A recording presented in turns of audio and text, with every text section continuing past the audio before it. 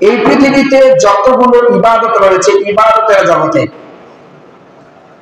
সবগুলোর থেকে সর্বশ্রেষ্ঠ ইবাদত হলো সালাত। আমি আলোচনা করব সালাত বলতে কি বোঝায়। সালাত শব্দের অর্থ হলো দোয়া করা, প্রার্থনা করা, নৈকট্য লাভ করা, বিশেষ প্রার্থনা করা।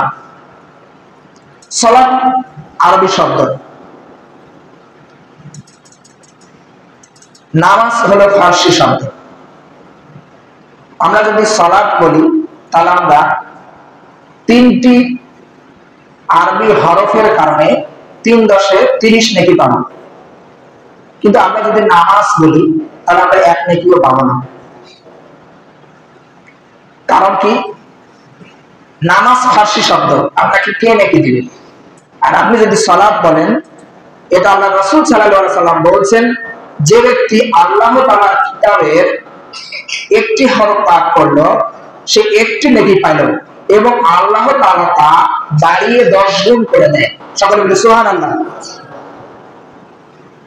আল্লাহ তাআলা বলছেন, মান জাআ বিল হাসানাতি ফালাহু আশরু আমসালিহা। কোন ব্যক্তি যদি কোনো ভালো কাজ করে আমি সেটিকে বাড়িয়ে 10 গুণ করে দেই। সকলে বলি সুবহানাল্লাহ। যেই সৎকর্মই করুক না কেন আল্লাহ তাআলা সেটাকে বাড়িয়ে 10 গুণ করে দেন। এজন্য আমরা সবসময় কি করব? সালাত বলবো, নামাজ নয়। তাই বলে নামাজ পড়লে যে গুনাহ হবে আমি এটা বলছি না। আমাদের দরকার নেকির, কারণ কিয়ামতের মাঠে একটি নেকির জন্য বাবার কাছে যাবেন, বাবা বলবেন না আমি তোমাকে চিনি না।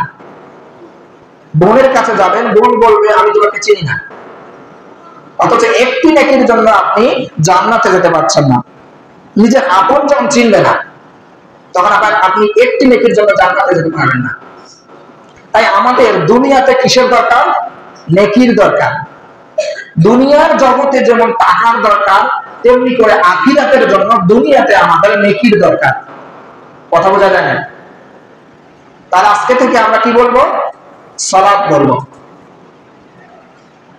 এবার সালাত শব্দের অর্থ দোয়া করা কেন বলা হয়, এর ব্যাখ্যা হলো, আমরা যখন সালাত শুরু করি, শুরু করার পরে যখন তাকবীর তাহরিমা পাঠ করি, পাঠ করার পরে আমরা বলি আল্লাহুম্মা বা'id বাইনা ওয়া বাইনা খাতায়ায়া কামা বা'adta বাইনাল মাশরিকি ওয়াল মাগরিব।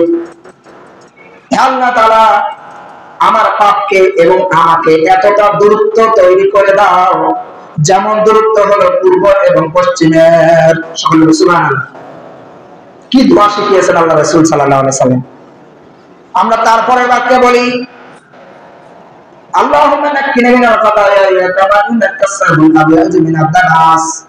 হে আল্লাহ তাআলা, আমাকে এবং আমার পাপকে এমন ভাবে ধুয়ে মুছে পরিষ্কার করে দাও যেমন সাদা ময়লা কাপড় ধুয়ে পরিষ্কার করার পর যেমন সাদা কাপড়টা চকচক দপদপ করে। তারপরের বাক্যে আল্লাহ তাআলা, আল্লাহ রাসূল সাল্লাল্লাহু আলাইহি ওয়াসাল্লাম বলেন আল্লাহুম্মা আকসিলনি মিন খাতায়ায়া বিল মা'i ওয়াস-সালজি ওয়াল বারাদ। হে আল্লাহ তাআলা, আমার পাপকে তুমি পানি দিয়ে ধুয়ে পরিষ্কার করে দাও, আমার পাপকে তুমি বরফ দিয়ে ধুয়ে পরিষ্কার করে দাও, আমার পাপকে তুমি শিশির দিয়ে ধুয়ে পরিষ্কার করে দাও। তাহলে সালাতের শুরুতেই আমরা এমন দোয়া করছি যে আমাদের ক্ষমা হবে, আমরা আমাদের মাফের জন্য, আমাদের গুনাহ মাফের জন্য দোয়া করছি। এজন্যই সালাতের অর্থ দোয়া। আমরা দুশের দ্বারা মাঝখানে একটা দোয়া পড়ি, আমরা বলি আল্লাহুম্মা গফিরলি ওয়ারহামনি ওয়াহদিনি ওয়াফিনি ওয়ারযুকনি ওয়াজবুরনি, করি না? এই দোয়াটা পাঠ করি, কিন্তু এই দোয়ার অর্থ আমরা অনেকেই জানি না। আল্লাহ রাসূল সাল্লাল্লাহু আলাইহি সাল্লাম বলেন এই দোয়ার অর্থ হলো আল্লাহুম্মা গফিরলি, আমাকে ক্ষমা করে দাও, ওয়ারহামনি, আমাকে রহম করো, ওয়াহদিনি, আমাকে হেদায়েত দান করো, ওয়াফিনি, আমাকে শিফা দাও, সুস্থতা দান করো, ওয়ারযুকনি, আমার রিজিক বাড়িয়ে দাও, রিজিক দাও, উত্তম রিজিক দান করো। তাই এখানেও দোয়া করা হবে। আমরা সালাম ফিরানোর পূর্বে একটি দোয়া পড়ি, আল্লাহুম্মা ইন্নী আউযু বিকা মিনাল আযাব জাহান্নাম। হে আল্লাহ তাআলা, আমাকে তুমি জাহান্নামের আগুন থেকে মুক্তি দাও। তারপরে বলি কবর, আমাকে কবরের আযাব থেকে মুক্তি দাও, তারপর দাজ্জাল থেকে, এইভাবে দুনিয়ার যত ফিতনা আছে সেখান থেকে আমরা মুক্তি চাই। তাহলে এই এতগুলা দোয়া আমরা পাঠ করলাম, এই কারণে সালাত শব্দের অর্থ হলো দোয়া। কথা বুঝে গেছে? এবার সালাত শব্দের অর্থ নৈকট্য লাভ করা। কেন? সূরা আলাকের 19 নম্বর আয়াতে আল্লাহ তাআলা বলেছেন ফাসজুদু ওয়াক্তারিব, তোমরা সিজদা করো এবং আল্লাহ তাআলার নিকটবর্তী হও। তার মানে আল্লাহ তাআলা বলছেন যে সিজদা করলে আল্লাহ তাআলার নিকটবর্তী হওয়া যায়। এই জন্যই বলা হয় সালাত শব্দের অর্থ নৈকট্য লাভ করা। কিভাবে আরো নিকটবর্তী হওয়া যায়? লিকা রাব্বিহি সাজদাতান, যখন কোন বান্দা সিজদা করে তখন তার মাথার যে কপালের যে এই অংশটা হলো আল্লাহ তাআলার পায়ে দিয়ে পড়ে। সুবহানাল্লাহ। তাহলে আমরা বুঝতে পারলাম সালাত আদায় করলে নৈকট্য লাভ করা যায় কার? আল্লাহ তাআলার নৈকট্য লাভ করা যায়। তাহলে সালাত শব্দের অর্থ যে দোয়া, শুধু আমরা এতটুকু শিখলাম না যে শব্দের অর্থ, আমরা শিখলাম সালাত শব্দের অর্থ দোয়া কিভাবে সেটা শিখলাম, সালাত শব্দের অর্থ নৈকট্য লাভ করা কিভাবে এটা